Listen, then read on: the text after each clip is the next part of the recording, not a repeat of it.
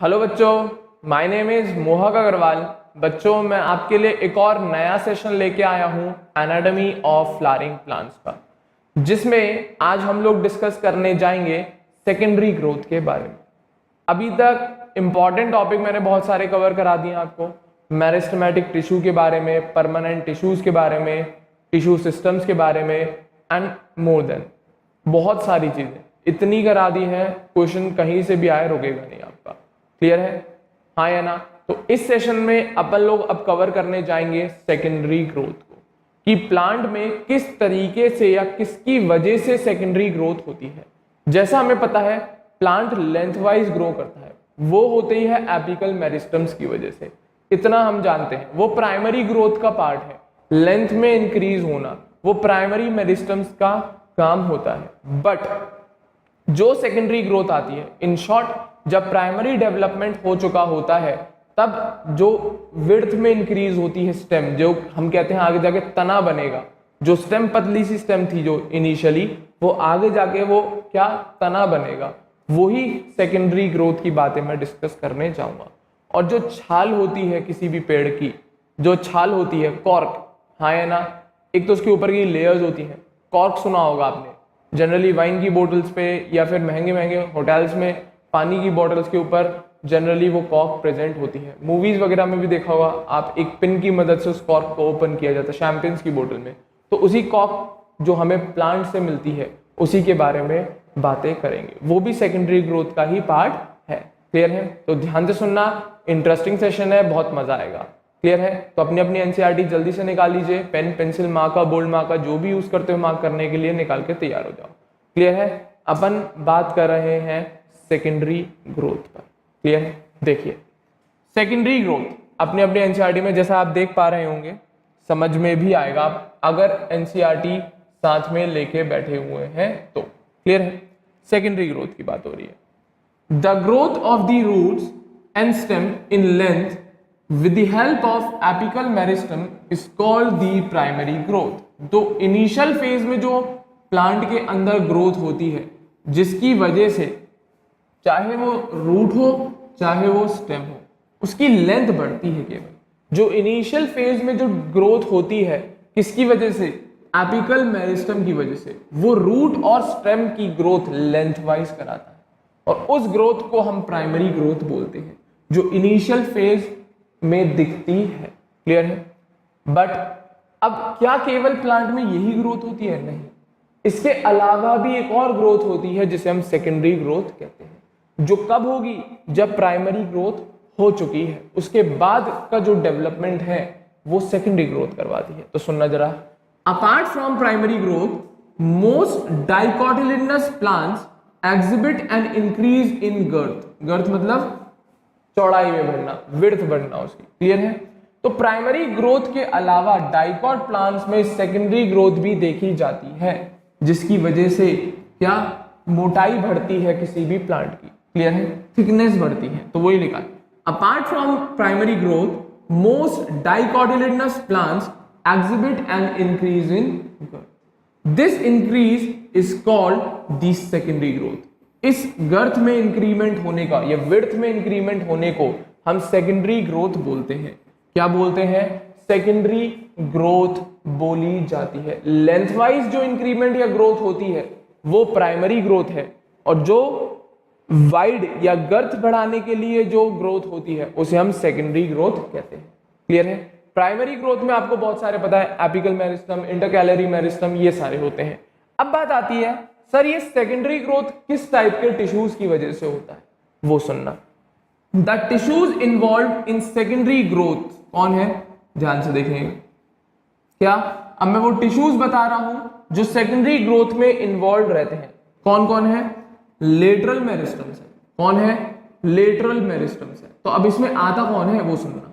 The tissue involve in secondary growth are the two lateral meristems. क्या कौन है? Lateral meristems है, और कितनी है? दो है। कौन कौन सी? प्राइमरी नाम है, एक सुना होगा वास्कुलर कैम्बियम के बारे में, और दूसरा आपने सुना होगा कॉक कैम्बियम के बारे में। पहला कौन? वास्कुलर कैम्बियम, एंड सेकंड कौन? कॉक कैम्बियम। तो ये टिश्यूज इन्वॉल्व है किसके लिए? सेकेंडरी ग्रोथ कराने के लिए। किसके लिए रिस्पॉन्सिबल है? सेकेंडरी ग्रोथ कराने के लिए। क्लियर है? तो कौन कौन से टिश्यूज? लेटरल मेरिस्टम के vascular cambium and cork cambium. ये दो ऐसे लेटरल मेरिस्टम्स हैं जो किसी भी प्लांट की गर्थ बढ़ाने में पार्टिसिपेट करते हैं। तो इन शॉर्ट इस टॉपिक के अंदर हमें केवल इन्हीं दोनों के बारे में पढ़ना है। तो अपन पहले डिस्कशन शुरू करेंगे वस्कुलर कैम्बियम पर, उसको कंप्लीट करने के बाद ही अपन डिस्कस करेंगे कॉर्क कैम्बियम के बारे में। क्लियर है? चलिए अब मैं बात कर रहा हूं वस्कुलर कैम्बियम। जैसा मैंने बोला सबसे पहले अपन क्या डिस्कस करेंगे? Vascular cambium. अब कहां होता है, क्या करता है, ये सारी चीजें। क्लियर है? तो कैम्बियम बच्चों दो तरीके के होते हैं, मैं नाम लिख दे रहा हूं। पहला intra vascular cambium,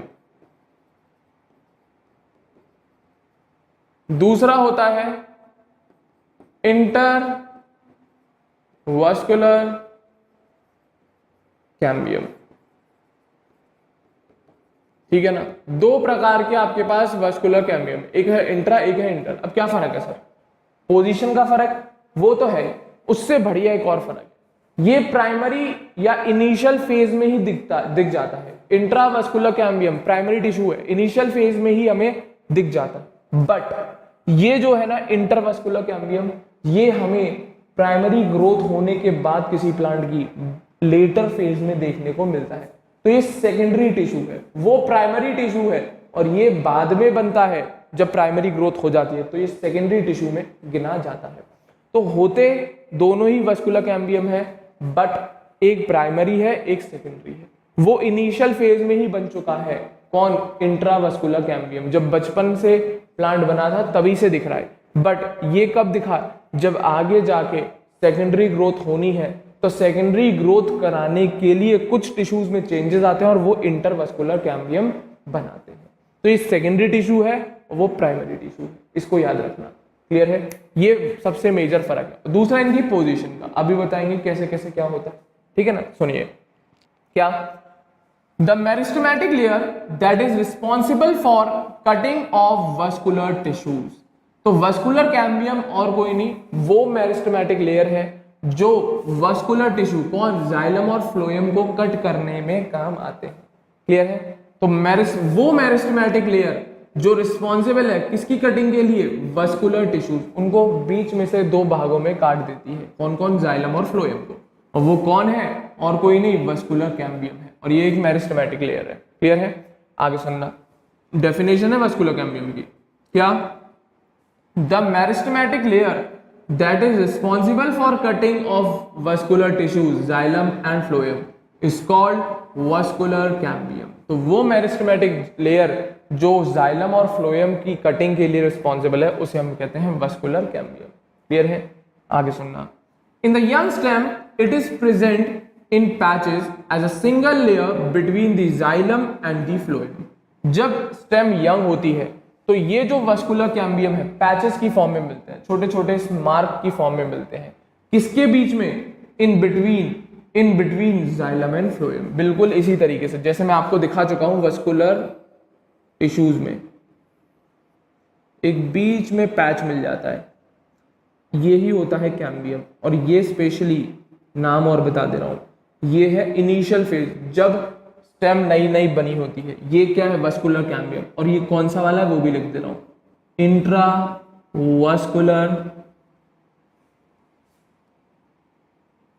intravascular cambium. Clear है? कौन है? इंट्रावस्कुलर कैम्बियम है, मार्क कर लेना इस चीज को। क्लियर है? तो यही बात कही जा रही है कि ये कैम्बियम की प्रेजेंस यंग स्टेम से, प्राइमरी लेवल से, जब स्टेम डेवलप हो रही होगी तब से ही मिलता है। अब ये अलग बात है किस तरीके से मिलता है। जाइलम और फ्लोएम के बीच में एक पैच की फॉर्म में, एक सिंगल लेयर पैच की फॉर्म में, वही लिखा है। It is in the young stem it is present in patches as a single layer, एक सिंगल लेयर की फॉर्म में मिलता है पैच की तरह बिटवीन जाइलम एंड फ्लोएम। किसके बीच में? जाइलम और फ्लोएम, जाइलम नीचे फ्लोएम बाहर की तरफ। Later it forms a complete ring. अब ये लाइन आगे आएगी समझ में, क्लियर है।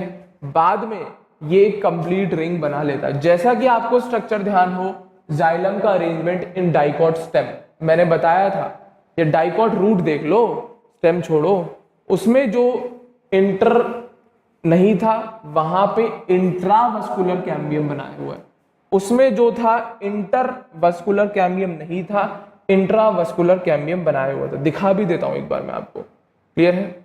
चलो दिखा देते हैं आपको एक बार। इंटर नहीं था वहां पे, इंट्रावस्कुलर कैम्बियम ये रहा। ये जो कैम्बियम है एक फ्लोएम और एक जाइलम के बीच में एक पैच की फॉर्म में मिल रहा है। इसमें जो ये कैम्बियम है एक फ्लोएम और एक जाइलम के बीच में पैच की फॉर्म में मिल रहा है, और इनका एक अरेंजमेंट है, देख ले, एक सर्कुलर अरेंजमेंट है, रिंग फॉर्मेशन। कौन है ये? डाइकॉट स्टेम है। क्या है? डाइकॉट की स्टेम है। तो यहां पर जो है नंबर ऑफ वस्कुलर बंडल्स एक रिंग की फॉर्म में अरेंज है, और उनके बीच में ये कैम्बियम पैचेस की फॉर्म में बैठा हुआ है। और इस टाइप के कैम्बियम को कहते हैं हम इंट्रावस्कुलर कैम्बियम। जब जाइलम और फ्लोएम के बीच में एक पैच की तरह मिले वो, तो उसे कहते हैं हम इंट्रावस्कुलर कैम्बियम, याद रखिएगा, क्लियर है। और बाद में ये कैम्बियम रिंग फॉर्म कर लेता है। अब रिंग फॉर्म करने के लिए अगर इस इंट्रावस्कुलर कैम्बियम को एक कंप्लीट रिंग फॉर्म करनी है, क्योंकि आप ध्यान से देखें तो जब जाइलम फ्लोएम अरेंज है, ध्यान से देखना जरा,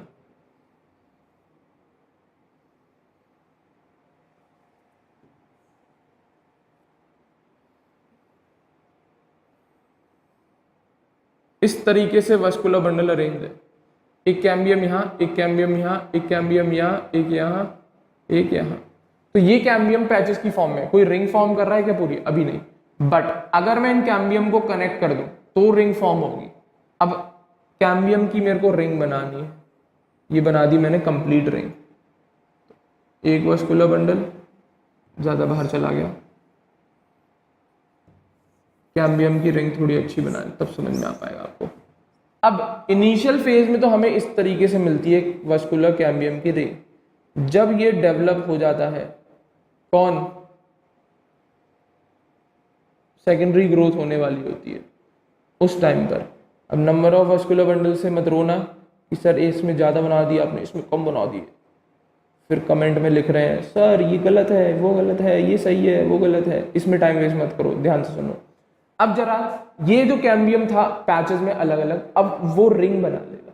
अब रिंग बनाते टाइम ये एक एक्स्ट्रा, ऐसा तो नहीं है कि ये कैम्बियम बाहर लंबा हो गया तो ज्वाइन करता चला गया। असल में ये दो कैम्बियम जब कनेक्ट नहीं थे, कौन से वाले? इंट्रावस्कुलर कैम्बियम बनाया ऊपर मैंने। अब इन दोनों कैम्बियम को अगर रिंग बनानी है इन सब कैम्बियम के पैचेस की, तो हमें इनको बीच में इंटरकनेक्ट करना पड़ेगा, तभी एक रिंग फॉर्मेशन होगी। इंट्रावस्कुलर कैम्बियम था, पैचेस की फॉर्म में मिल रहा था, बट इसने बोला है लेटर ये कैम्बियम की एक रिंग बन जाती है, और उस रिंग को बनाने में ये बीच वाला कैम्बियम होना चाहिए। इन दोनों के बीच में कैम्बियम का इंटरकनेक्शन होना चाहिए, तो वो करता है इंटरवस्कुलर कैम्बियम की मदद से। इंटरवस्कुलर कैम्बियम, अगर ये कैम्बियम नहीं होता तो ये वस्कुलर कैम्बियम वाली रिंग नहीं बनती। तो इंट्रावस्कुलर कैम्बियम तो बचपन से ही आता है, बट इंटरवस्कुलर कैम्बियम तब बनता है जब सेकेंडरी ग्रोथ होनी होती है। और ये कैसे बना होगा ये भी मैं बताऊंगा, बट ये इंटरवस्कुलर कैम्बियम समझ में आया होगा। दो इंट्रावस्कुलर कैम्बियम को ज्वाइन करने वाला कैम्बियम जो कब बनता है? जब सेकेंडरी ग्रोथ होना शुरू होती है तभी वो बनता है, और उसी टाइम पीरियड के लिए ही बनता है, उसके बाद वापस खत्म। बट इंट्रावस्कुलर कैम्बियम वहीं की वहीं रहता है। क्लियर है? इतना ध्यान रखना, क्लियर है। बट रिंग बनाने की प्रेजेंस या रिंग तभी बनेगी जब ये इंटरवस्कुलर कैम्बियम बन पाएगा। क्लियर है? अगर ये नहीं बन पाता तो सेकेंडरी ग्रोथ ही नहीं होती। सेकेंडरी ग्रोथ इंट्रावस्कुलर कैम्बियम अकेला काम नहीं कर सकता, ये ध्यान रखना बात। इसकी रिंग फॉर्मेशन सबसे जरूरी है, तभी ये लोग जाइलम और फ्लोएम को कट करके उस प्लांट की स्टेम की गर्थ बढ़ाएंगे, नहीं तो नहीं बढ़ सकती। वही बात कर रहा हूं, क्लियर है? तो वही बोला, यंग स्टेम में भी प्रेजेंट होता है वस्कुलर कैम्बियम। अब वो अलग बात है इस फॉर्म में, ये यंग स्टेम है और ये ओल्ड है। जब इनिशियल है स्टेम तब वहां पे केवल हमें इंट्रावस्कुलर कैम्बियम मिलेगा, बट जब ओल्ड स्टेम है तो हमें इंटर भी मिल रहा है और इंट्रा भी मिल रहा है। क्या मिल रहा है? इंट्रा। इसमें केवल हमें इंट्रा मिल रहा है, ध्यान रखना है वाली बात। ये यंग स्टेम है, ये ओल्ड स्टेम है, दैट्स इट।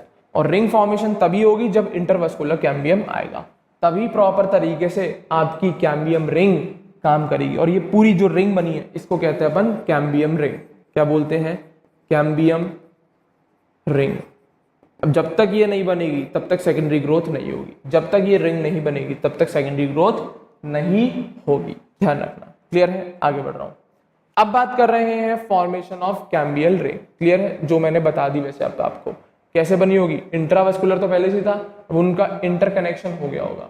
अब असल में इंटरवस्कुलर कैम्बियम कैसे बना होगा वो चीज बताइए हो इसमें, ठीक है ना? तो सुनना जरा। फॉर्मेशन ऑफ कैम्बियल रिंग, कि कैम्बियम रिंग कैसे बनती है जिसकी वजह से सेकेंडरी ग्रोथ आती है। तो सुनना, in dicot stems the cells of cambium present between primary xylem and primary phloem is called intrafascicular cambium. Clear है? अब यहाँ पे वस्कुलर बोलो, इंट्राफेसिकुलर एक ही बात है। क्या बोल दिया हमने उसे?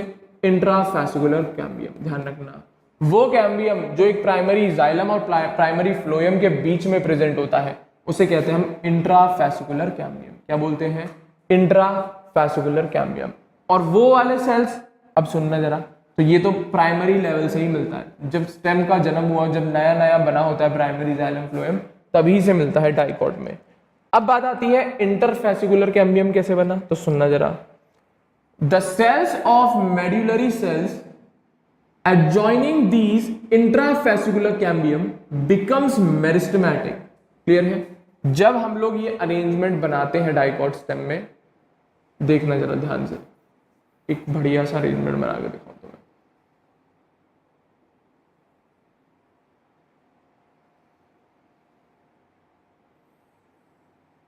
ठीक है? मान लेना और भी बना सकते हो आप, कोई दिक्कत नहीं है। ये एक इंट्रावस्कुलर या फेसिकुलर, ये एक इंट्राफेसिकुलर, ये एक इंट्राफेसिकुलर, ये इंट्रा, अब बीच में पिथ होती है, ठीक है ना? तो इन दोनों इंट्राफेसिकुलर कैम्बियम के बीच में यहाँ पे होती है मेड्यूलरी रेस, जो रेडियल कंडक्शन कराने में काम आती है। फ्लोएम का पैरेन्काइमा होता है, ये रेडियल कंडक्शन कराने में काम आती है। क्या? फूड, मिनरल, वाटर वगैरह का रेडियल कंडक्शन कराने में काम आती है। ये कौन है? Primary medullary rays. कौन है? Primary medullary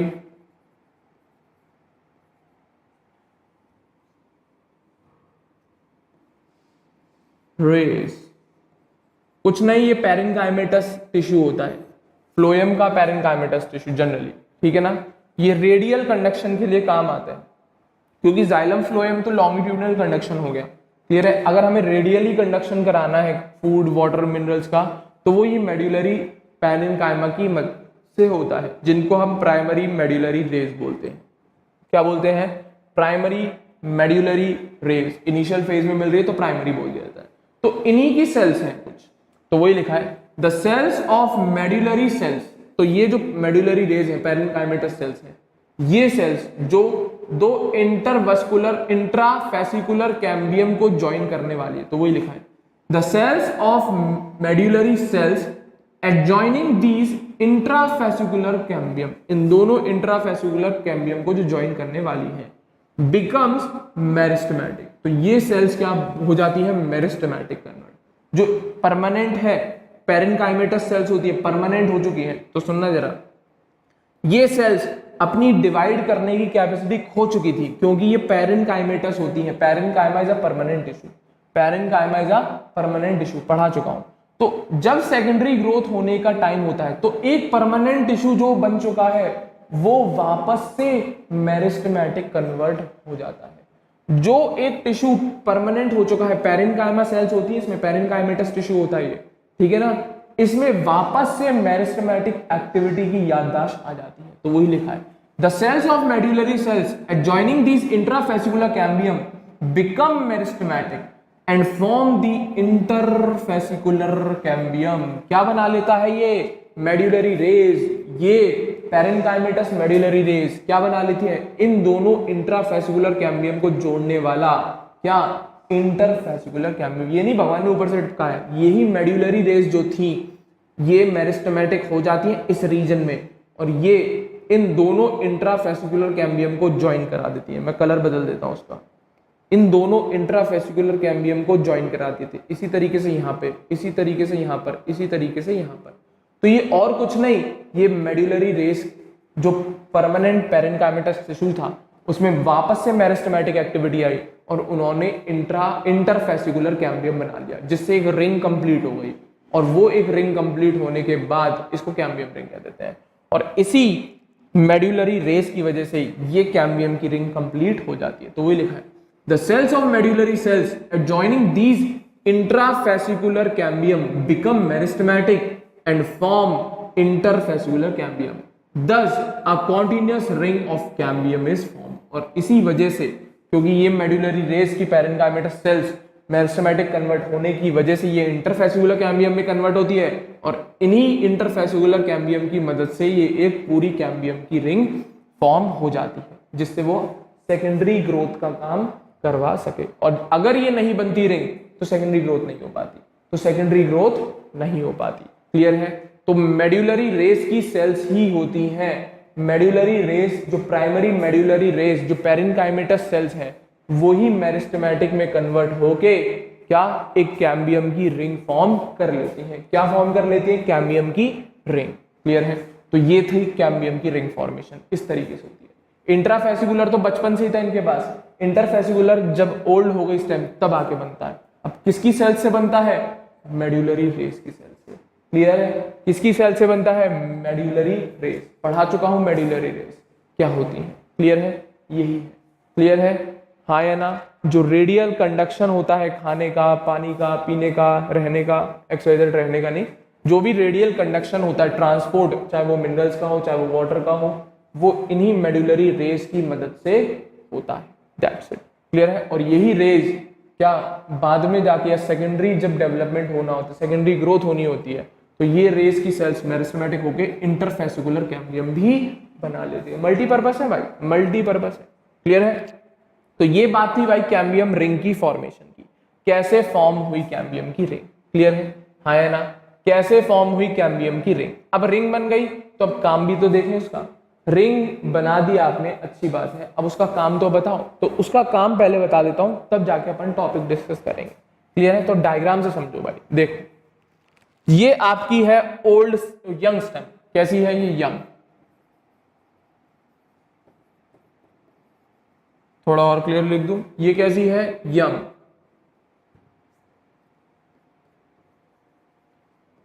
stem.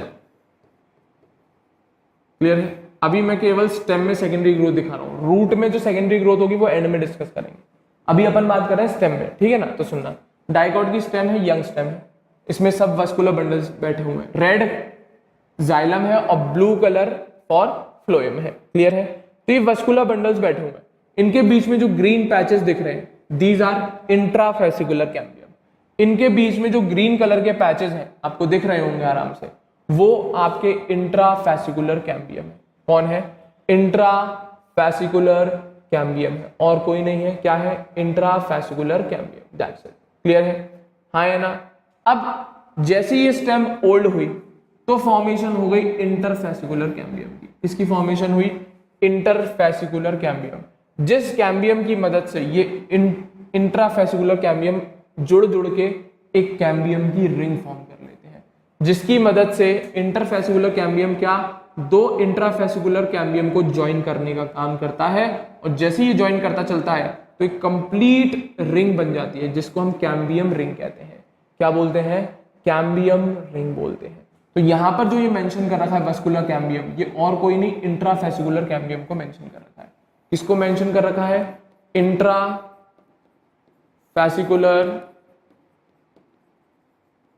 कैम्बियम। याद रखना, ये जो डायग्राम में मेंशन कर रखा है वो इंट्राफेसिकुलर कैम्बियम के लिए मेंशन कर रखा है। क्लियर है? तो वो जो जाइलम और फ्लोएम के बीच में प्राइमरी स्टेज से ही मिलता है। क्लियर है?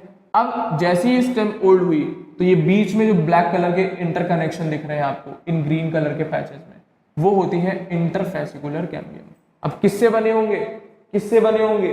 Formed from primary medullary rays, या फॉर्म्ड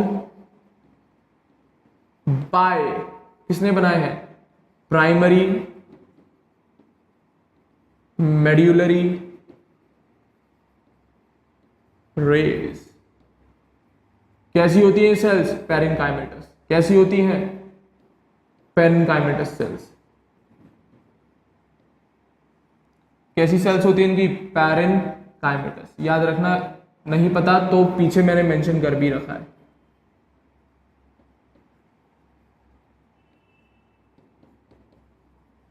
पैरेन्काइमेटस सेल्स होती है इनकी। कैसी सेल्स होती हैं? पैरेन्काइमेटस। ध्यान रखना, यही पैरेन्काइमेटस सेल्स मेरिस्टेमेटिक में कन्वर्ट होती हैं और फॉर्म करती हैं इंटरफेसिकुलर कैम्बियम, जिसकी वजह से कैम्बियम रिंग की फॉर्मेशन हो जाती है। क्लियर है? और बाकी की चीजें मेंशन है। बाहर की लेयर को एपिडर्मिस बोल रहे हैं, पिंक वाले पोर्शन को कॉर्टेक्स बोल रहे हैं, ब्लू वाले पोर्शन को प्राइमरी फ्लोएम बोल रहे हैं, रेड वाले पोर्शन को प्राइमरी जाइलम बोल रहे हैं, और सेंट्रल पोर्शन इज कॉल्ड पिथ। क्या बोलते हैं इसे? पिथ। अभी केवल रिंग फॉर्मेशन दिखाई है मैंने आपको, जब स्टेम यंग से ओल्ड में कन्वर्ट हुई। अभी ये जो जाइलम और फ्लोएम को कट करेगी वो चीज अभी देखेंगे। तो इन शॉर्ट ये जो कैम्बियम की रिंग फॉर्म हुई है, ये कैसी है? मेरिस्टेमेटिक है। कैसी रिंग है? मेरिस्टेमेटिक। मतलब ये डिवीजन कर करके नई सेल्स की फॉर्मेशन करेगी। अब मतलब डिवीजन होना अब सेल्स का। क्लियर है? तो रिंग बन गई है अब आपके पास इंट्राफेसिकुलर कैम्बियम और इंटरफेसिकुलर कैम्बियम की मदद से एक कंप्लीट रिंग बन गई है। काय की? मेरिस्टेमेटिक टिश्यू की। क्या है ये? मेरिस्टेमेटिक टिश्यू की रिंग है कैम्बियम रिंग। अब ये डिवीजन करेगी, और इस कंडीशन में डिवीजन दो डायरेक्शन में होता है, एक अंदर की तरफ और एक बाहर की तरफ। जैसे अपन लोग लॉन्गिट्यूडनल या प्राइमरी मेरिस्टेमेटिक टिश्यू की मैं बात कर रहे हैं, तो वो एक ही डायरेक्शन में डिवाइड करती जाए, जैसे रूट को नीचे लंबी करती जा रही थी और स्टेम को ऊपर ही। यहां पर जो केस है, इसमें जो डिवीजन होगा अंदर की तरफ, आई मीन पिथ की तरफ और एपिडर्मिस, इस तरीके से देखते हैं। पिथ की तरफ भी डिवीजन होता है और बाहर की एपिडर्मिस की तरफ भी डिवीजन होता है।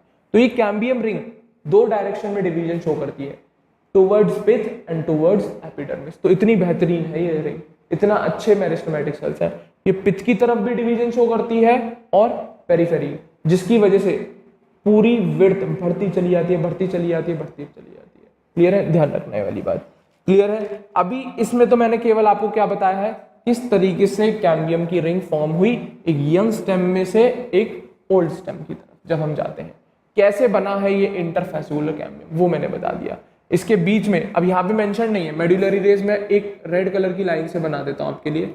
ये ऐसे होंगी मेडुलरी रेज, रेडियली अरेंज होती हैं दो वस्कुलर बंडल्स के बीच में। ये होंगी इस तरीके से अरेंज मेडुलरी रेज। ध्यान रखना, इस तरीके से अरेंज रहते हैं मेडुलरी रेज। क्लियर है? ये चीजें ध्यान रखना, इस तरीके से अरेंज, और यही मेडुलरी रेज ने आगे जाके इंटरफेसिकुलर कैम्बियम बना लिया है। That's it. अब बात कर रहा हूं ये कैम्बियम काम किस तरीके से करता है, तो ध्यान से सुनना। इस कैम्बियम का काम ध्यान से सुनना। देखो भाई, अब मैं उसकी बात कर रहा हूं, ठीक है ना? उसको बना लेते हैं अपन, जैसे कि ये रहा, एक बना लेता हूं आपके लिए टिश्यू में, ठीक है ना? ध्यान से सुनना। ये बन गई आपकी कैम्बियम, आगे बढ़ गई रिंग, पूरी बढ़ गई, मैंने बाहर तक निकाल दिया क्योंकि इंटरफेसिकुलर भी दिखाना है। अब क्या करता है, नीचे कौन है? जाइलम है आपका, ऊपर कौन है? फ्लोएम। तो अब ये रिंग सेल्स डिवाइड करती है, अंदर की तरफ भी और बाहर की तरफ। अब जैसे सपोज करो सेल्स डिवाइड हुई, अंदर की तरफ डिवाइड हुई। क्लियर है? तो यहां पर इसने सेल डिवीजन करा, एक लेयर बनाई, इसने सेल डिवीजन किया, एक लेयर बनाई। तो कुछ इस तरीके का स्ट्रक्चर बन जाएगा। देखना जरा ध्यान से, देखना, इंपॉर्टेंट चीज दिखा रहा हूं।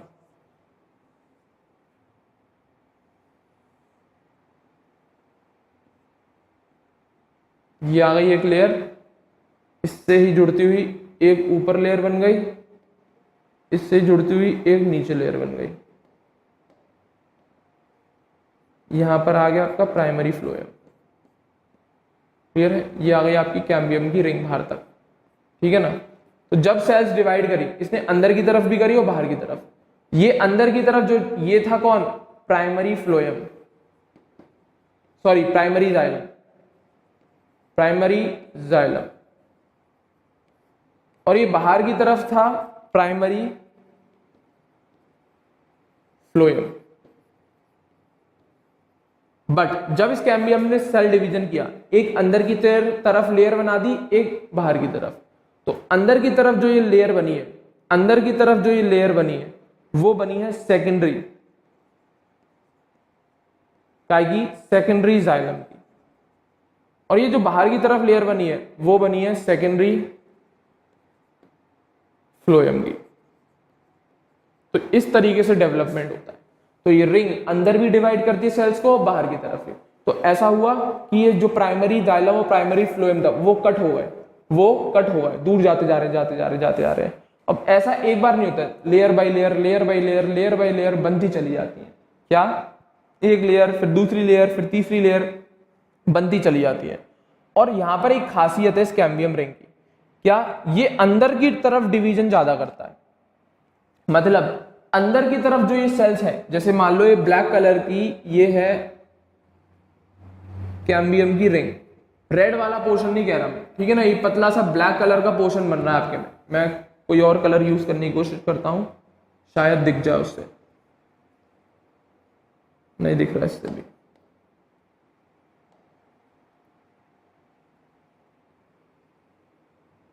ये ग्रीन कलर की मान लो एक पतली सी रिंग बना दे रहा हूं, पतली सी रिंग। तो इसने अंदर की तरफ भी डिवाइड किया और बाहर की तरफ भी डिवाइड किया। देख जरा, अंदर की तरफ जो डिवीजन है कितनी मोटी लेयर बनाई, ये देख, ये कितनी मोटी लेयर बनाई। और बाहर की तरफ ये रेड वाला पोर्शन देखना, कौन सा वाला पोर्शन? ये रेड वाला, कितनी पतली सी लेयर बनाई है। तो यही मैं बता रहा हूं, ये कैम्बियम रिंग भले ही दोनों डायरेक्शन में डिवाइड करती है, बट पिथ की तरफ ये नंबर ऑफ सेल्स ज्यादा बनाती है इन कंपैरिजन टू एपिडर्मिस। तो बाहर की तरफ ये डिवीजन कम करती है और अंदर की तरफ ये डिवीजन ज्यादा शो करती है। क्लियर है? तो एक रिंग फॉर्मेशन के अकॉर्डिंग मैं आपको समझाने की कोशिश करता हूं। जैसे कि ये आपकी आ गई कैम्बियम की रिंग, कौन आ गई? कैम्बियम की रिंग। क्लियर है? ढंग से देखना, एक सेकेंड, ये आपकी आ गई, वापस से बना रहा हूं, कैम्बियम की रिंग। क्लियर है? इसके अंदर की तरफ ये आ गई आपकी सेकेंडरी जाइलम। क्लियर है? कौन आ गई? Secondary xylem.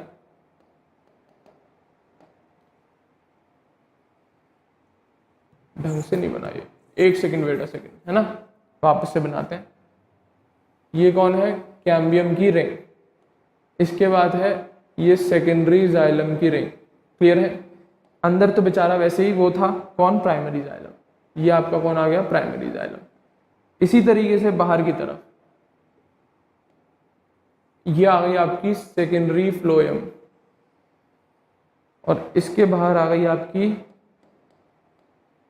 Primary phloem. अब मैं कलर भर रहा हूं, ठीक है ना, तो ये भर दूं मैंने प्राइमरी फ्लोएम। इस तरीके से काम हुआ है कुछ, ठीक है ना। ये है आपका कौन? Primary phloem. इसके बाद ये अंदर की तरफ ये है आपका सेकेंडरी फ्लोएम। क्लियर है? इसके बाद अंदर की तरफ ये है आपका सेकेंडरी जाइलम, और इसके भी अंदर ये है आपका प्राइमरी जाइलम। इस तरीके से डेवलपमेंट होता है। जो अंदर वाली लेयर है वो है प्राइमरी जाइलम, उसके बाहर सेकेंडरी जाइलम। रेड कलर की जो पतली सी रिंग बनाई है वो है कैम्बियम की रिंग। तो इस तरीके से डिवीजन होता है। क्या? अंदर की तरफ तो जाइलम प्राइमरी वाला बीच में ज्यादा ही चला जाता है और यहां पर विड्थ इंक्रीज होती जाती है। तो ये जो डिस्टेंस दिखाई है यहां से यहां तक, ये और कुछ नहीं, सेकेंडरी जाइलम है। और ये जो ऊपर रेड वाली डिस्टेंस दिखाई है पतली सी, ये आपका सेकेंडरी फ्लोएम है। क्लियर है? और ये ब्लैक कलर की ring is your cambium ring. तो डिवीजन दिख रहा होगा आपको, कहां पर लेयर ज्यादा मोटी बनी है? अंदर। तो डेफिनेटली ये कैम्बियम की रिंग अंदर की तरफ ज्यादा डिवाइड कर रही है इन कंपैरिजन टू बाहर की तरफ। तो सिंपल सी बात है, सेल्स अंदर की तरफ डिवाइड कर रही है, तो इनका जो प्राइमरी जाइलम था वो अंदर जाते ही चला जाएगा, क्योंकि अब बीच में कौन आ गया? Secondary xylem. तो प्राइमरी जाइलम जो है वो बिल्कुल पिथ के पास चला जाता है और बहुत ना के बराबर दिखता है। क्लियर है? क्योंकि आधे से ज्यादा एरिया किसने? सेकेंडरी जाइलम ने घेर लिया होगा। इसी तरीके से बाहर की तरफ जो डेवलपमेंट होता है, प्राइमरी फ्लोएम बाहर जाता है और सेकेंडरी फ्लोएम भी इतना ज्यादा नहीं बनता जितना ज्यादा ये सेकेंडरी जाइलम बन जाता है। तो इस वजह से बाहर की जो लेयर्स होंगी कैम्बियम रिंग के बाहर, कौन कौन? प्राइमरी फ्लोएम और सेकेंडरी फ्लोएम, ये ज्यादा डिवीजन नहीं करती, पहली बात। और दूसरी बात, जाइलम के ज्यादा बनने की वजह से ये दोनों लेयर पिचक जाती है सैंडविच की तरह, बहुत ज्यादा कंप्रेस हो जाती है। नहीं तो बनाने को मैं ये रेड वाला लेयर भी थोड़ी थिक बना सकता था, बट ऐसा नहीं हो पाता। क्यों? क्योंकि सेकेंडरी जाइलम का डेवलपमेंट इतना ज्यादा हो जाता है इस कैम्बियम रिंग के द्वारा कि बाहर का जो सेकेंडरी फ्लोएम और प्राइमरी फ्लोएम है वो बहुत ज्यादा कंप्रेस हो जाता है। वो बहुत ज्यादा कंप्रेस हो जाता है। क्लियर है? अब इस डायग्राम में मैं दिखाना चाहूं उस अरेंजमेंट को, तो वो देखना जरा। अब इस डायग्राम में मैं आपको एक्चुअल हकीकत दिखाता हूं, क्या हुआ क्या होगा। क्लियर है? जैसे कि ये है भाई कैम्बियम की रिंग। क्लियर है? इसने जो बनाया सेकेंडरी जाइलम वो इतना बनाया, ठीक है, और इसका जो प्राइमरी जाइलम है वो बेचारा इतना सही है, ठीक है ना। बाहर जो बनी कौन, सेकेंडरी फ्लोएम, वो भी ज्यादा थिक नहीं बनी, वो भी ज्यादा थिक नहीं बनी, क्योंकि ज्यादा डेवलपमेंट नहीं होता है, ज्यादा डिवीजन नहीं होता, आप ये कह सकते हो। प्राइमरी फ्लोएम भी तो वो तो डिवाइड कर ही नहीं रहा है, वो तो बेचारा वैसे का वैसे ही है। क्लियर है? तो जब अपन डायग्राम देखते हैं तो हमें क्या दिखता है यहाँ पे कि जो सेकेंडरी जाइलम है उसका डेवलपमेंट बहुत ज्यादा हुआ है। देख ले यहाँ पे, ये ब्राउन लाइनिंग वो लेयर को मार्क कर रहा हूं मैं जिसमें सेकेंडरी जाइलम बना है, कितना ज्यादा बन गया, कितना ज्यादा सेकेंडरी जाइलम बना है। क्लियर है? वहीं पे अगर हम बात करें प्राइमरी जाइलम की लेयर की, वो तो बहुत पतली सी हो जाती है बीच में जाकर, बहुत छोटी सी। और वहीं पे अगर हम बात करें अपने प्राइमरी फ्लोएम की, तो वो तो बिल्कुल बाहर एपिडर्मिस की तरफ है, वो तो पतली सी लेयर हो जाती है। और वैसे भले ही कितनी पतली ना हो, बट जब जाइलम इतनी ज्यादा अमाउंट में फॉर्म हो चुका होता है कैम्बियम रिंग के द्वारा, जब जाइलम का डेवलपमेंट, वो भी कौन से जाइलम का, सेकेंडरी जाइलम का, इतना ज्यादा अमाउंट में जब डेवलपमेंट हो जाता है इस कैम्बियम रिंग के द्वारा, तो बाहर की जो प्राइमरी फ्लोएम और सेकेंडरी फ्लोएम है वो पिचक जाती है, वो थोड़ी कंप्रेस हो जाती है। क्लियर है? तो सेकेंडरी डेवलपमेंट जो कैम्बियम रिंग करती है वो इस तरीके से करती है कि पिच की तरफ वो सेकेंडरी जाइलम का फॉर्मेशन बहुत ज्यादा करती है, और एपिडर्मिस की तरफ सेकेंडरी फ्लोएम का फॉर्मेशन वो थोड़ा कम करती है। और साथ ही साथ जाइलम का इतना ज्यादा डेवलपमेंट की वजह से, वो वैसे ही कम था, और जाइलम का इतना ज्यादा डेवलपमेंट हो कि इतना प्रेशर लगाता है वो इनके ऊपर कि ये सेकेंडरी फ्लोएम और प्राइमरी फ्लोएम की लेयर थोड़ी कंप्रेस हो जाती है। क्लियर है? इस तरीके से होता है सेकेंडरी डेवलपमेंट, इस तरीके से होता है सेकेंडरी डेवलपमेंट। प्राइमरी जाइलम बिल्कुल बीच में चला जाता है और सेकेंडरी प्राइमरी फ्लोएम बिल्कुल पेरीफेरी पे एपिडर्मिस की तरफ। तो इस तरीके से काम करती है कैम्बियम की रिंग जो बनाई है। क्या अंदर की तरफ तो ये जाइलम को कट करती है, बाहर की तरफ ये फ्लोएम को कट करती है। क्लियर है? और अंदर की तरफ जो कटिंग चलती है, डेवलपमेंट चलता है जाइलम का, वो बहुत ज्यादा होता है इन कंपैरिजन टू बाहर की तरफ जो फ्लोएम का डेवलपमेंट होता है। क्लियर है? इसी वजह से ये बीच वाला जो पोर्शन बना है वो बहुत थिक मिलता है। क्लियर है? हाँ या ना? तो वही बात है। अब डायग्रामेटिक व्यू दिखा रखा है इन लोगों ने, ध्यान से सुन लेना। क्लियर है? क्या ये दिखा रखी है आपको कैम्बियम की रिंग, कौन सी, ये इसमें ये ब्लैक कलर की जो मेंशन है, इसमें भी ये ब्लैक कलर की मेंशन है, ये वाली जो पतली सी लेयर बनी है। क्लियर है? ये आपकी कैम्बियम की रिंग। सेकेंडरी जाइलम दिख गया, ये ब्लू पोर्शन, इसमें भी ब्लू पोर्शन से दिखाया हुआ है, ये जो ब्लू पोर्शन है ये, this is secondary xylem. Clear है? और ये बीचों बीच ये छोटे छोटे से व्हाइट पोर्शन निकाल रखे हैं, दीज आर प्राइमरी जाइलम्स। कौन है? Primary xylem. ये जो बीच बीच में छोटे छोटे से, क्या इसमें रेड कलर के, इसमें रेड नहीं निकाले, इसमें व्हाइट निकाल दिए, वो कौन और कुछ नहीं, प्राइमरी जाइलम है। इसके बाहर कौन आई? Secondary xylem.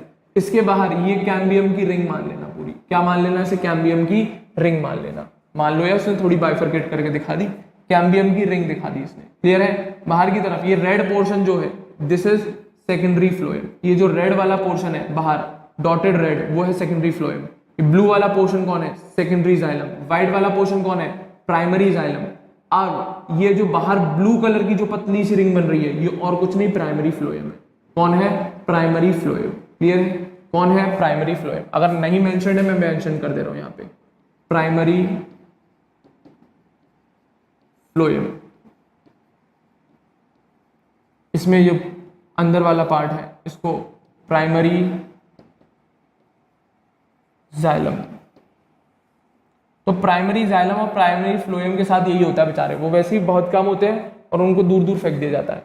मेन जो दिखता है हमें सेकेंडरी ग्रोथ में, सबसे ज्यादा जो टिश्यू पाया जाता है वो और कोई नहीं, सेकेंडरी जाइलम होता है।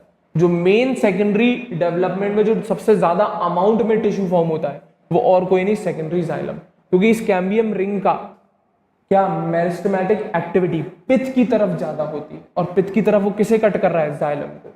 किसे कट कर रहा है? जाइलम को, in comparison to periphery. Clear है? अब यहाँ पे दो टर्म और मेंशन्ड है, मेडुलरी दे, सुनना जरा।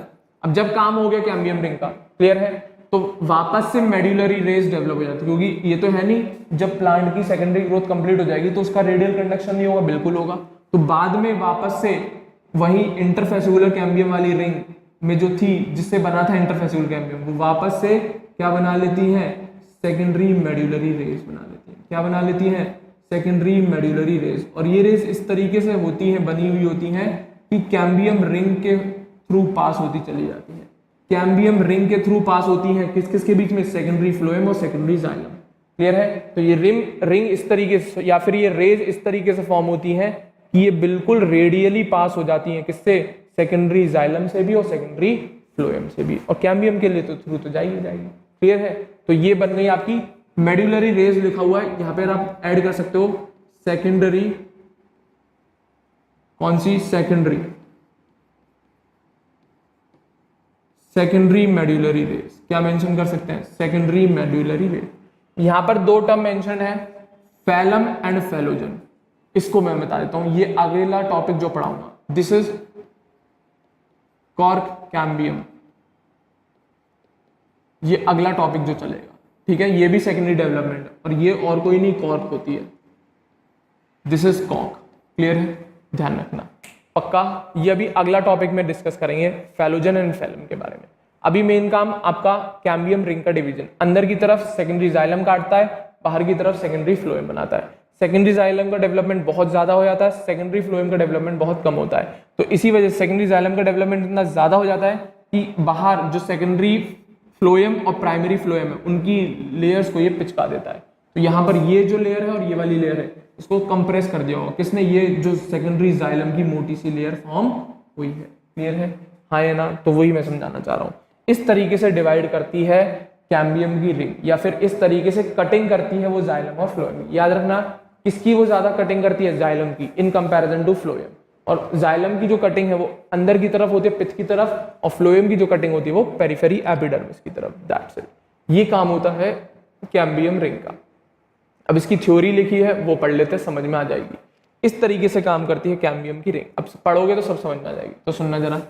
The cambium ring becomes active and begins to cut off new cells, नई सेल्स बनाना शुरू हो जाता है जब वो कंप्लीट हो जाती है ring, both towards the inner and the outer side, अंदर की तरफ भी और बाहर की तरफ भी। मान लो एक कैम्बियम की रिंग है तो इसका डिवीजन अंदर पिच की तरफ भी होगा और बाहर की तरफ भी होगा। क्लियर है। The cells cut off towards the pith mature into secondary xylem। तो मैं एक एग्जाम्पल के तौर पे बना सकता हूं आपके लिए, ये कौन है, कैम्बियम की रिंग। क्लियर है, एक इसका डिवीजन अंदर होता है, एक डिवीजन बाहर होता है, तो वही लिखा है क्या, the cambium ring becomes active and begins to cut off new cells both toward the inner and the outer side, अंदर की तरफ और बाहर की तरफ, दोनों की तरफ। क्लियर है, आगे सुनना क्या बोला है। The cells cut off towards the pith, मतलब इनर साइड, यहां पर कौन होगी, पिथ, बीचों बीच। क्लियर है, वो सेल्स जो पिथ की तरफ कट ऑफ हुई हैं वो क्या बनाती हैं, सेकेंडरी जाइलम बनाती हैं। ये वाली जो सेल्स पिथ की तरफ डेवलप हुई हैं वो क्या बनाती है, सेकेंडरी जाइलम।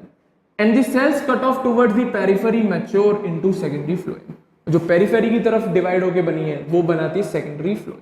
क्लियर है, हाँ या ना। आगे सुनना, the cambium ring, important point, the cambium ring is generally more active on the inner side than on the outer. तो कैम्बियम रिंग जो ये है वो ज्यादा एक्टिव अंदर की तरफ होती है, ना कि बाहर। इसी वजह से तो सेकेंडरी जाइलम ज्यादा बना है, वही तो मैंने बोला था।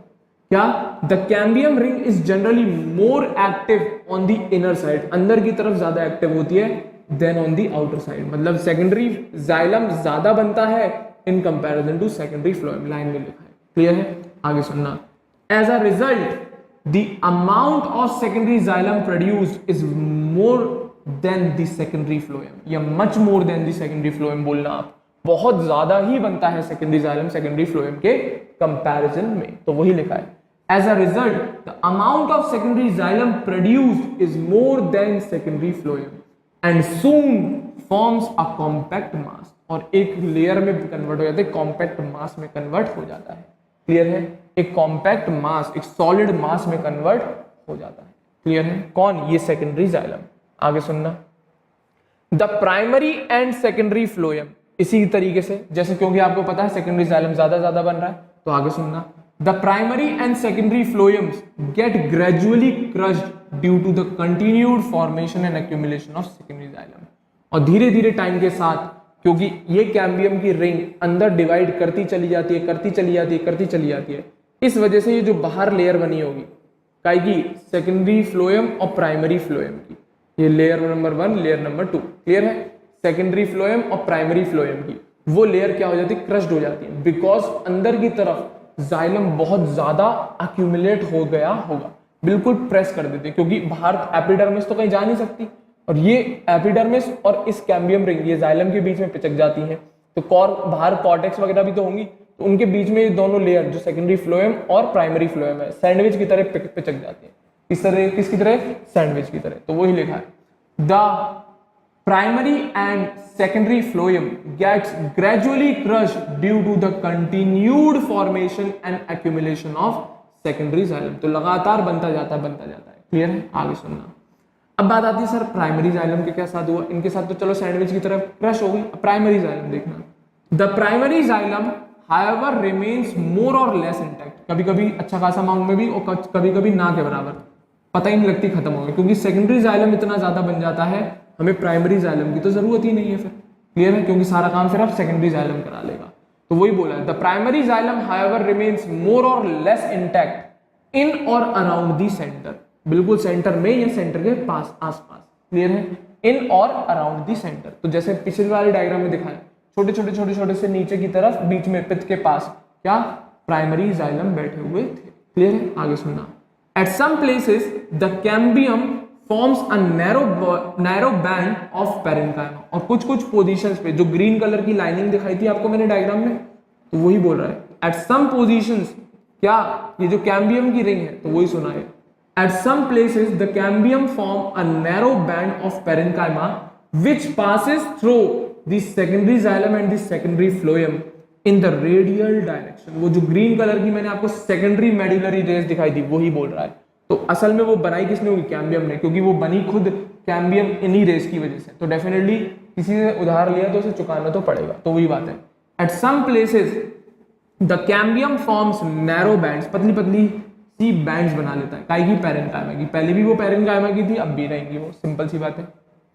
विच पासेज, और इस तरीके के बैंड बनते हैं कि वो सेकेंडरी जाइलम और सेकेंडरी फ्लोएम से पास होते हुए रेडियल डायरेक्शन में चले जाते हैं, क्योंकि रेडियल कंडक्शन तो कराना ही है, और रेडियल कंडक्शन केवल मेड्यूलरी रेज ही करा सकती है, तो वही बोला है।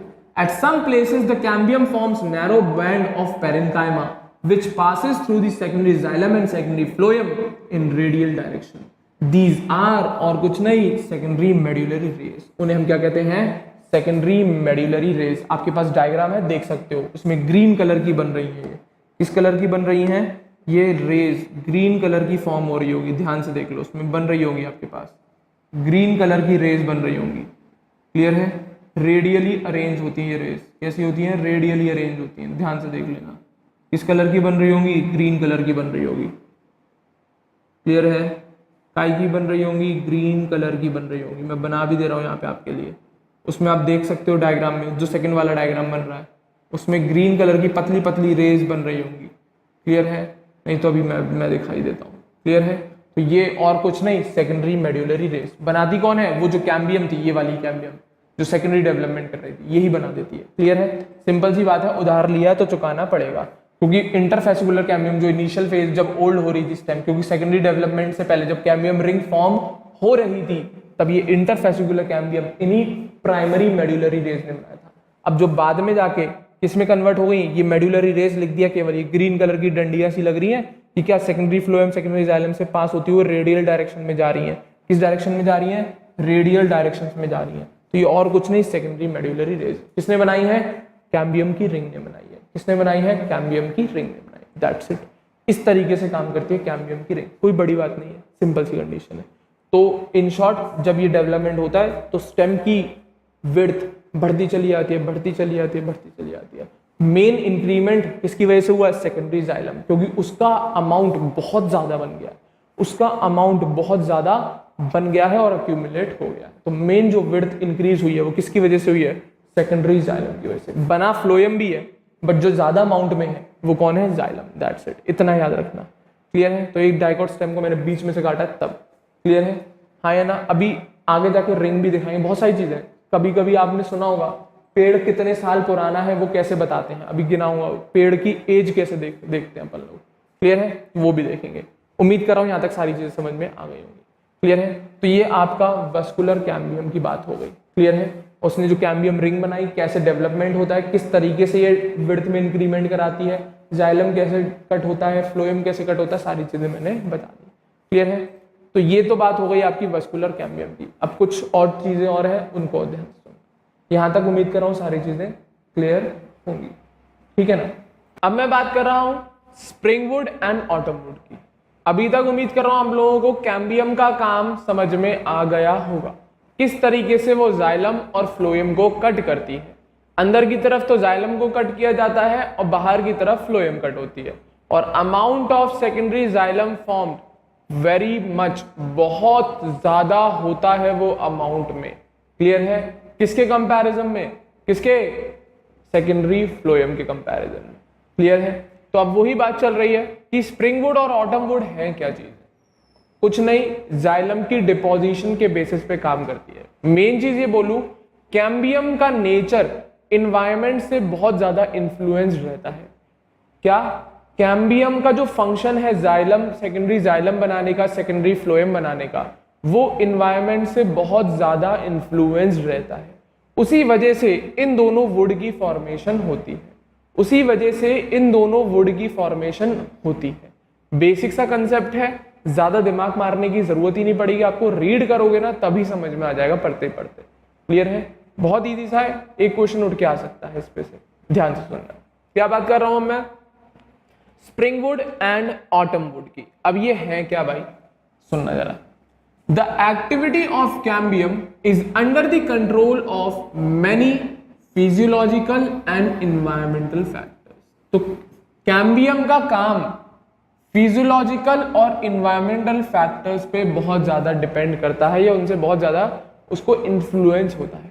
जैसा कि एग्जांपल दिखाते हैं हम लोग स्प्रिंगवुड और ऑटमवुड की फॉर्मेशन के बेसिस पे। क्लियर है? या ये कह लो स्प्रिंगवुड फॉर्मेशन, ऑटमवुड फॉर्मेशन एक तरीके से कैम्बियम की एक्टिविटी को बता रहे हैं कि इन्वायरमेंट की वजह से कैम्बियम की एक्टिविटी पे क्या फर्क पड़ता है। क्लियर है? तो सुनना, जैसे एक एग्जाम्पल है यहाँ पे, सुनना जरा। In temperate regions, the climatic conditions are not uniform throughout the years. Simple सी बात है, हम लोग जैसे रहते हैं हिंदुस्तान में, तो हम भी इसी रीजन में आते हैं और हमारे यहाँ इन्वायरमेंट बदलता रहता है। गर्मी भी आती है, सर्दी भी आती है, बारिशों के मौसम भी आते हैं। तो वही बात कर रहे हैं कि पूरे साल भर एक ही क्लाइमेट नहीं रहता। हमारे यहाँ ऐसा रीजन है जहां पर क्लाइमेटिक कंडीशन एक साल में यूनिफॉर्म नहीं है, नॉन यूनिफॉर्म। कभी कोई सीजन आ रहा है, फिर उसके बाद कोई और आता है, फिर उसके बाद कोई और। तो वही बात चल रही है। क्या? In temperate regions the climatic conditions are not uniform throughout the year. इसमें हमारे पास दो सीजन बात करेंगे, नाम से ही समझ में आ रहा होगा, एक स्प्रिंग सीजन की बात करेंगे और एक विंटर सीजन या ऑटम। क्लियर है? तो उसी की बात सुनना। तो टेम्परेट रीजन में जब कंडीशन सेम नहीं है तो उसमें हम बेसिक से दो सीजन लेके चलते हैं, एक स्प्रिंग सीजन लेंगे और एक विंटर सीजन लेंगे। ठीक है ना? ठंड का मौसम। तो सुनना जरा। इन the spring season cambium is very active. तो गर्मियों के टाइम पर प्लांट्स के अंदर जो कैम्बियम होता है वो बहुत ज्यादा एक्टिव होता है। वो बहुत ज्यादा अपनी सेल का डिवीजन करता है। किसको बनाने के लिए? जाइलम को बनाने के लिए। कौन से जाइलम को? सेकेंडरी जाइलम को। तो वही लिखा है, in the spring season cambium is very active and produces a large number of xylary elements. Cambium बहुत ज्यादा एक्टिव हो जाता है और बहुत ज्यादा अमाउंट में सेकेंडरी जाइलम वाले एलिमेंट्स बनाना शुरू कर देता है। और इन एलिमेंट्स में बहुत वेसल्स जो हैं वो वाइडर कैविटीज की होती है, क्योंकि गर्मियों के टाइम पे प्लांट को पानी का कंडक्शन ज्यादा कराना पड़ता है, ट्रांसपोर्ट ज्यादा चाहिए होता है। सीधी बात है, गर्मियों के टाइम पे हमारी बॉडी भी ज्यादा पानी पीने मांगती है, इसी तरीके से प्लांट की बॉडी भी ज्यादा पानी की जरूरत पड़ती है। तो सेकेंडरी जाइलम की फॉर्मेशन बहुत ज्यादा हो जाती है गर्मियों के टाइम पे। और उस सेकेंडरी जाइलम में और कुछ नहीं, वेसल्स होती हैं, ऐसी वेसल्स जिनकी कैविटीज बहुत वाइड होती है, जिनकी कैविटीज बहुत वाइड होती है। तो वो ही बोला, in spring season cambium is very active and produces a large number of xylary elements having vessels with wider cavities. कैसी? बहुत बड़ी बड़ी कैविटीज वाली वेसल्स फॉर्म कर लेता है। और जो वुड बनती है, and the wood formed during this season is called spring wood और अर्ली वुड। क्या बोल देते हैं हम उसे? स्प्रिंग वुड और अर्ली वुड। तो गर्मियों के टाइम पे जब कैम्बियम बहुत ज़्यादा एक्टिव होती है, अमाउंट ऑफ सेकेंडरी जाइलम बहुत ज़्यादा बनाती है, और उस सेकेंडरी जाइलम में और कुछ नहीं, वेसल्स होती हैं, ऐसी वेसल्स जिनकी कैविटीज बहुत वाइड है, चौड़ी कैविटीज है, अच्छा खासा होल क्रिएटेड है, जिसके थ्रू ज्यादा अमाउंट में वाटर का कंडक्शन या ट्रांसपोर्ट हो सकता है। और इसी टाइप की जो वुड फॉर्म हुई है, आधे से ज्यादा वुड में सेकेंडरी जाइलम दिखता है, ठीक है ना। तो the wood formed during this season is called spring wood और अर्ली वुड, और इसी वुड को हम स्प्रिंग वुड या अर्ली वुड का नाम दे देते हैं। कुछ नहीं, वो जाइलम ही होता है उसका पार्ट, क्या वो most of the part xylem ही होता है। क्लियर है, आगे सुनना। ये तो बात रही भाई स्प्रिंग सीजन की, ए कंडीशन मान लो। दूसरी कंडीशन बी, इन विंटर्स में क्या होता है, डेफिनेटली जब गर्मियों के टाइम पे कैम्बियम ज्यादा एक्टिव है तो ठंड के टाइम पे कैम्बियम कम एक्टिव होगा। तो सुनना, in winter the cambium is less active, तो कैम्बियम का फंक्शन थोड़ा कम हो जाता है। तो विंटर के टाइम पे कैम्बियम लेस एक्टिव हो जाता है and forms fewer xylary elements, और बहुत कम अमाउंट में जाइलरी एलिमेंट्स बनाता है। तो सुनना, in winter the cambium is less active and form fewer xylary elements that have narrow vessels, ऐसी वेसल्स होती हैं जिनके ल्यूमेन या जिनके कैविटीज बहुत नैरो है, क्योंकि ठंड के टाइम पे ज्यादा पानी की कंजम्पशन या जरूरत नहीं होती, इसीलिए इस टाइम पर, ठंड के टाइम पर कैम्बियम का फंक्शन या उसकी एक्टिविटी भी लो हो जाती है, जाइलम की फॉर्मेशन भी कम हो जाती है, और बनता भी है जो भी जाइलम, उसमें जो वेसल्स बनती है मेजर पार्ट वेसल्स ही है। क्लियर है, उनकी कैविटीज भी नैरो मिलती हैं क्योंकि ज्यादा जरूरत नहीं होती, इसीलिए। क्लियर है, तो in winters the cambium is less active and form fewer xylary elements that have narrow vessels and this wood is called, क्या बोलेंगे, ऑटम वुड और लेट वुड, और इस वुड को हम क्या कह देते हैं, ऑटम वुड और लेट वुड। दैट्स इट, इतनी सी बात थी। तो स्प्रिंग वुड और ऑटम वुड और कुछ नहीं, सेकेंडरी जाइलम ही है। क्या गर्मियों के टाइम पे ज्यादा बन जाता है तो उसकी वेसल ज्यादा वाइड ल्यूमेन की बनती है, और वो जो वुड फॉर्म होती है गर्मियों के टाइम पे उसे हम कह देते हैं क्या, स्प्रिंग वुड या अर्ली वुड। क्लियर है, और इसी तरीके से गर्मियों ठंड के टाइम पे जब भी काम करता है तो कैम्बियम का काम थोड़ा कम हो जाता है, जाइलम का अमाउंट कम बनता है, और उसमें जो वेसल्स बनी है उनकी ल्यूमेन भी आपको बहुत नैरो मिलती है, और उस टाइप की वुड को हम ऑटम वुड या लेट वुड कह देते हैं। क्लियर है, हाँ या ना। एक कैरेक्टर और है, जो ये वुड बनी है स्प्रिंग वुड और अर्ली वुड, इसका कलर बहुत लाइट होता है, इसका कलर बहुत लाइट होता है। कभी आप किसी पेड़ को कटा हुआ देखना, बीचों बीच से काटना उसे बिल्कुल, और उसको ऊपर से देखना, उसमें आपको रिंग्स दिखेंगी, उस प्लांट की आपको रिंग्स दिखेंगी। कुछ रिंग ऐसी होंगी जो लाइट कलर की होगी, कुछ रिंग ऐसी होंगी जो बहुत डार्क कलर की होंगी। तो वो कलर का भी डिफरेंस होता है इन दोनों वुड में। ये नहीं कि केवल वो जल्दी बनी या गर्मियों में बनी तो उससे इसलिए नाम दे दिया। फर्क पता लगाना बहुत ईजी है इनका, बहुत ईजी, आसानी से पता लगाया जा सकता है। कैसे, तो सुन ले जरा। जो स्प्रिंग वुड है उसका कलर बहुत लाइट होता है, हल्की, बहुत light. The spring would is lighter in colour and has a lower density. क्या, जो स्प्रिंग वुड होती है वो बहुत हल्की होती है रंग में। क्लियर है, जब आप देखोगे ना उसे पेड़ को काट के, तने को काटना बीच में से, आपको ऊपर से देखोगे तो रिंग्स दिखेंगी आपको अलग अलग कलर की। क्लियर है, तो स्प्रिंग वुड का जो कलर होता है वो बहुत लाइट होता है और उसकी डेंसिटी बहुत लो होती है। क्यों होती है डेंसिटी लो, सुनना जरा। क्योंकि इस कंडीशन में जो वेसल्स बनी है आधे से ज्यादा पार्ट हॉलो है, आधे से ज्यादा पार्ट हॉलो है। तो हॉलो है मतलब वॉल्यूम बहुत ज्यादा हो गया तो डेफिनेटली डेंसिटी घट जाएगी। क्लियर है, आधे से ज्यादा वेसल्स बहुत बड़े बड़े ल्यूमेन के, तो एयर स्पेस बहुत ज्यादा है, कैविटीज बहुत ज्यादा है, इस वजह से डेफिनेटली इस स्प्रिंग वुड की डेंसिटी भी बहुत कम हो गई। क्या, डेंसिटी बहुत कम हो गई। तो वही लिखा है, the spring would is lighter in colour and has lower density whereas the autumn wood is darker and has higher density। ये बहुत इजी सा डिफरेंस दिख जाता है। इसका बहुत लाइट ब्राउन, लगभग व्हाइट, मतलब जैसे कहते हैं ना ब्राउन कलर को बहुत ज्यादा लाइट कर दिया गया है, उस टाइप का कलर दिखता है, और इसे बिल्कुल डार्क ब्राउन कलर कर दिया जाता है ऑटम वुड को। क्लियर है, दोनों में फर्क सिंपल है, इसकी डेंसिटी कम है, इसकी डेंसिटी ज्यादा है, इसका कलर लाइट है, इसका कलर डार्क है। That's it. तो हम इजीली डिस्टिंग्विश कर सकते हैं कौन सी वुड उसमें ऑटम वाली होगी। रिंग होती है, उन्हें हम एनुअल रिंग का नाम दे देते हैं, ठीक है ना, अभी आगे जाके आएगा। तो वो जो रिंग दिखती है हमें अलग अलग कलर की, उसके बेसिस पे हम लोग नाम दे देते हैं। जैसे सपोज करो ये रहा, ठीक है ना। या लाइट कलर मेरे पास कोई है, मैं दिखाता हूँ, एक सेकेंड रुकिएगा, मैं देख लूँ जरा, रेड कलर से नाम करके, लाइट कलर, ठीक है चलो, ये लाइट कलर मान लो ग्रीनिश, ये आपकी स्प्रिंग वुड है, क्लियर है। और ये थोड़ी ज़्यादा होगी अमाउंट में, ये थोड़ी अच्छे खासे अमाउंट में ज़्यादा होगी, क्लियर है। भर लेना रंग इसमें, भर लेना कलर, ठीक है ना। ये अच्छे खासे अमाउंट में होगी आपकी, मैं भर ही देता हूँ। वेट अ सेकेंड, कलर भर लेने दो मुझे। ये आ गई आपकी स्प्रिंग वुड, लाइट है कलर में, बहुत लाइट होती है, ठीक है ना। लाइट ब्राउन, मेरे पास कलर नहीं है लाइट ब्राउन, तो मैं कुछ कर नहीं सकता इसके अलावा, ठीक है ना। ये आपकी कौन आ गई, स्प्रिंग वुड आ गई, और अच्छे खासे अमाउंट में बनती है क्योंकि जाइलम बहुत ज़्यादा एक्टिव होता है, जाइलम बहुत ज़्यादा एक्टिव होता है। इसी तरीके से एक और रिंग आती है इसके अंदर, वो आती है आपकी ऑटम वुड की। ये मान लो डार्क है कलर में, और इसका अमाउंट कम होता है, इसका अमाउंट कम होता है,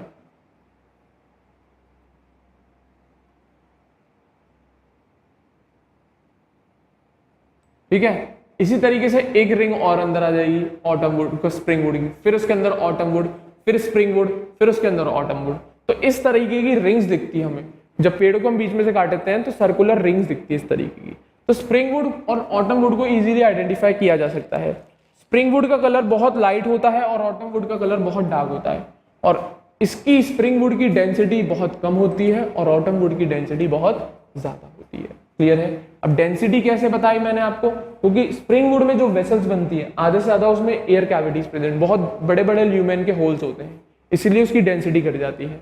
और ऑटम वुड में वेसल जो बनती है उनकी ल्यूमेन बहुत नैरो होते हैं, तो आधे से ज्यादा पार्ट उसका मास का ही होता है, उसकी डेंसिटी ज्यादा रहती है, क्लियर है। तो आगे सुनना, the two kinds of wood that appear as alternate concentric rings.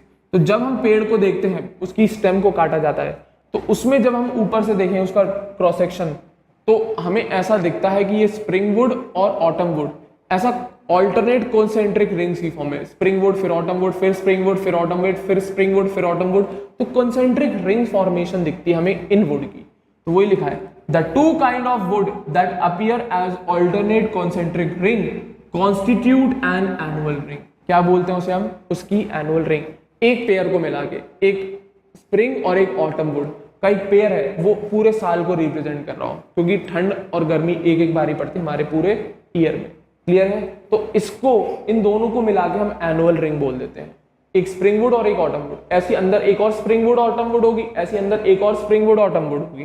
तो इस पूरी दोनों के पेयर को मिला के हम कहते हैं एनुअल रिंग। तो वही लिखा है, the two kinds of wood that appear as alternate concentric ring. Alternate है और कॉन्सेंट्रिक रिंग है, क्लियर है। कॉन्स्टिट्यूट एन एनुअल रिंग, मिला के दोनों को एक एनुअल रिंग बोली जाती है। ऐसी बहुत सारी एनुअल रिंग्स प्रेजेंट होती है, ऐसी बहुत सारी एनुअल रिंग, दोनों को मिला के एनुअल रिंग बोला जाता है। केवल एक को नहीं देख सकते आप, क्योंकि गर्मी और सर्दी दोनों मौसम को मिला के पूरा साल बनता है, केवल गर्मी गर्मी या सर्दी सर्दी नहीं देखी जाती। तो वही वाली बात है। तो ये पूरी दोनों स्प्रिंग वुड और ऑटम वुड की जो रिंग दिखती है हमें पूरी, और जो कि ऑल्टरनेटली अरेंज रहती है, तो वो जो रिंग है दोनों मिला के एक एनुअल रिंग फॉर्म करती है। तो वही लिखा है, annual ring seen in a cut stem give the an estimate of the age of the tree. और यही एनुअल रिंग हमें उस पेड़ की एज बताती है कि 1 साल पुराना है या 2 साल पुराना है या 200 साल पुराना है। डेफिनेटली इन्हीं एनुअल रिंग के बेसिस पे किसी ट्री की हम एज प्रिडिक्ट करते हैं। तो क्योंकि इतने सारे, ये कह देते हैं हम लोग, इस ट्री ने इतने सारे मौसम देखे हुए हैं। कौन कौन से मौसम, गर्मी और सर्दी वाला, क्लियर है। तो नंबर ऑफ एनुअल रिंग के बेसिस पे हम लोग उस ट्री की एज को प्रिडिक्ट कर सकते हैं। और डेफिनेटली ऐसा तो है नहीं कैम्बियम काम करना बंद कर देगी गर्मी और सर्दी में, काम बराबर करेगी जब तक वो पेड़ मर नहीं जाएगा तब तक, क्लियर है, जब तक उस पेड़ की या उस ट्री की डेथ नहीं हो जाती। तो वही लिखा है, annual ring seen in a cut stem give an estimate of the age of a tree. तो उस ट्री की एक्चुअल जो एज होगी वो हम इन स्प्रिंग वुड और ऑटम वुड की एनुअल रिंग से पता लगा सकते हैं। तो ट्री कोई काट के देखा ना अगर मिले तो उसमें काउंट करना आप इजीली कैलकुलेट कर सकते हो किसी भी ट्री की एज को। और हाँ ये ध्यान रखना, केवल स्प्रिंग या केवल ऑटम वुड को आप नहीं देखोगे, दोनों का एक पेयर बनाया जाता है, उसको हम एनुअल रिंग बोलते हैं। क्योंकि बच्चे करते हैं कि अभी कभी स्प्रिंग वुड को एक एनुअल रिंग मान लेते हैं, नहीं, ये दोनों इंक्लूड होती हैं जो कि ऑल्टरनेट और कॉन्सेंट्रिक फॉर्म में अरेंज रहती है, जो कि ऑल्टरनेट और कॉन्सेंट्रिक रिंग की फॉर्म में अरेंज रहती है। क्वेश्चन आते हैं इनसे, क्वेश्चन आते हैं बहुत बेसिक से, तब ध्यान नहीं आती है कि कैसे अरेंज होती है और किसको एनुअल रिंग बोल रहे हैं, इन दोनों के पेयर को एनुअल रिंग बोल रहे हैं। क्लियर है? That's it. तो ये थी बात भाई स्प्रिंग वुड और ऑटम वुड की, और इन्हीं वुड के मदद से हम लोग किसी भी ट्री की एज प्रिडिक्ट कर सकते हैं, किसी भी ट्री की एज प्रिडिक्ट कर सकते हैं। और ये बनी क्यों? बिकॉज कैम्बियम की एक्टिविटी फिजियोलॉजिकल और इन्वायरमेंटल फैक्टर्स से बहुत ज्यादा इन्फ्लुएंस्ड रहता है, बहुत ज्यादा इन्फ्लुएंस्ड रहता है। तो ये बात थी स्प्रिंग वुड और ऑटम वुड की, और ये सब वस्कुलर कैम्बियम का ही काम है। क्लियर है? इसी तरीके से एक टाइप की और वुड मिलती है हमें, जिनको हम हार्डवुड और सैपवुड के नाम से जानते हैं। अब ये क्या है सर? ठीक है, स्प्रिंग वुड ऑटम वुड की तरह है? बिल्कुल नहीं, ये अलग कंसेप्ट है। तो हार्डवुड और सैपवुड क्या, ये ध्यान से सुनना। जब भाई पेड़ कोई पुराना हो जाता है तो उसमें हमें ऑब्जर्व होती हैं चीजें। जब कोई पेड़ बहुत ज्यादा पुराना हो जाता है, बहुत बूढ़ा हो जाता है, तब हमें ये दोनों वुड ऑब्जर्व होने को मिलती है, या हम देख पाते हैं, ऑब्जर्व कर पाते हैं। तो सुनना जरा, इन ओल्ड ट्रीज, पहले मेंशन कर दिया है, the greater part of secondary xylem is dark brown due to the deposition of organic compounds like tannin, resin, oil, gums, aromatic substance and essential oil in the central or innermost layer of the stem। तो जब हम किसी बहुत बूढ़े पेड़ को देखते हैं, तो आप कभी भी टीवी वगैरह में देखना, डिस्कवरी वगैरह पे अगर कोई ट्री कटा हुआ दिखाते हैं, तो उसका जो सेंट्रल पार्ट होता है, जो उसका सेंट्रल पार्ट होता है ट्री का, बहुत ज़्यादा डार्क कलर का होता है, बहुत ज़्यादा डार्क कलर का होता है। और ये डार्क कलर किसकी वजह से आता है? इन सब्सटेंसेस की डिपोजिशन की वजह से। तो वही लिखा है, in old trees the greater part of secondary xylem is dark brown due to the deposition of organic compounds like tannin, resin, oils, gums, aromatic substances and essential oil in the central और innermost layer of the stem. बिल्कुल central और innermost portion पर। Clear है? हाँ या ना? तो इन substances की मार्क कर लेना, कौन कौन, यहां से लेकर यहां तक, कहाँ गया? एसेंशियल ऑयल तक। इन सब्सटेंसेस की डिपोजिशन की वजह से एक बूढ़े पेड़ के सेंट्रल पार्ट में बहुत ज्यादा डार्क कलर ऑब्जर्व होता है।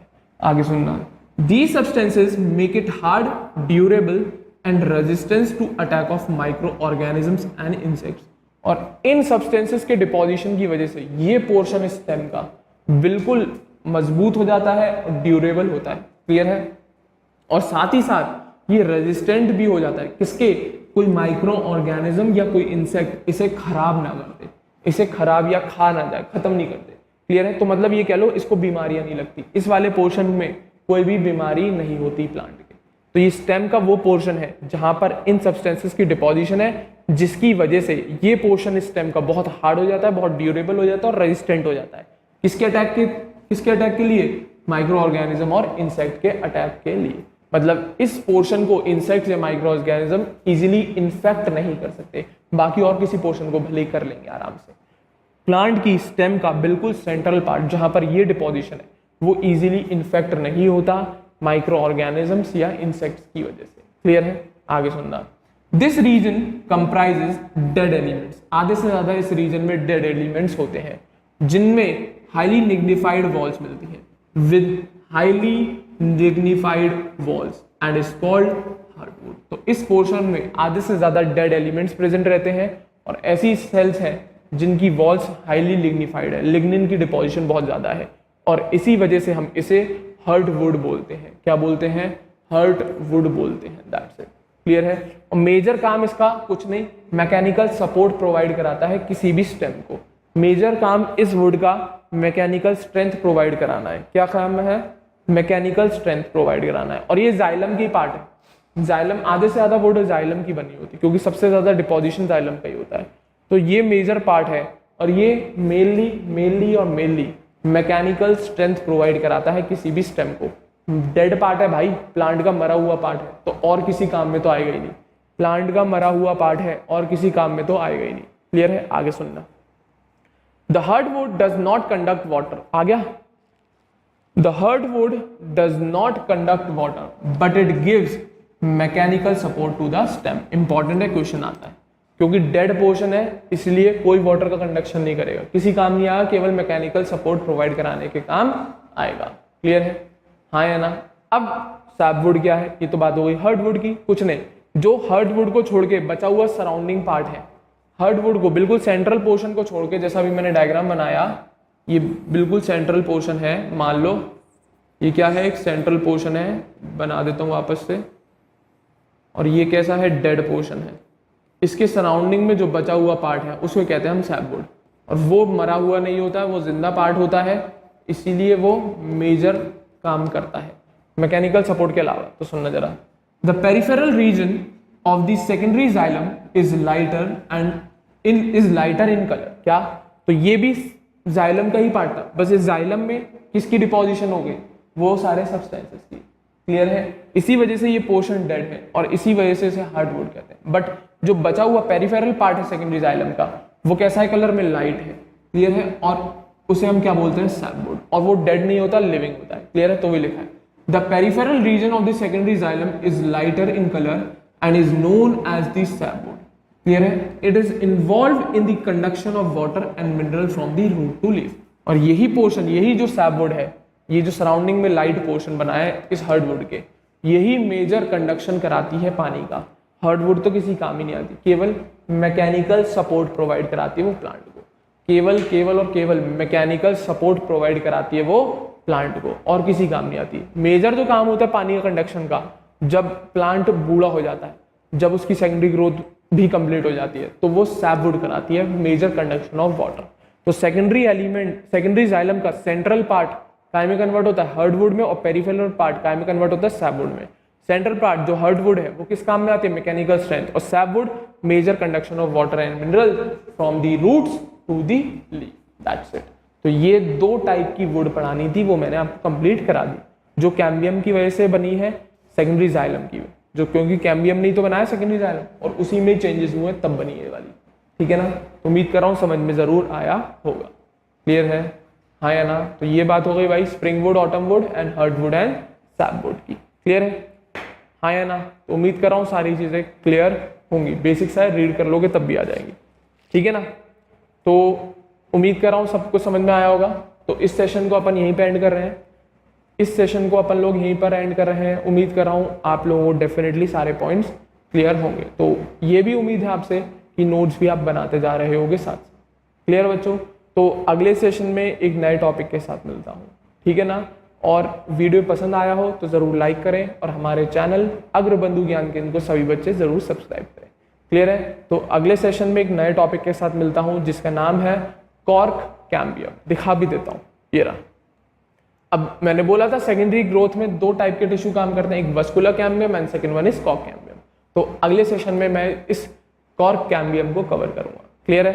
तब तक ढंग से पढ़ते रहें, इस चीज़ों के नोट्स बनाते हैं रहें, जितना ज़्यादा से ज़्यादा रिवीजन करते हैं उसको भी करते रहें। क्लियर है? तो अगले सेशन में मिलता हूँ। Thank you very much.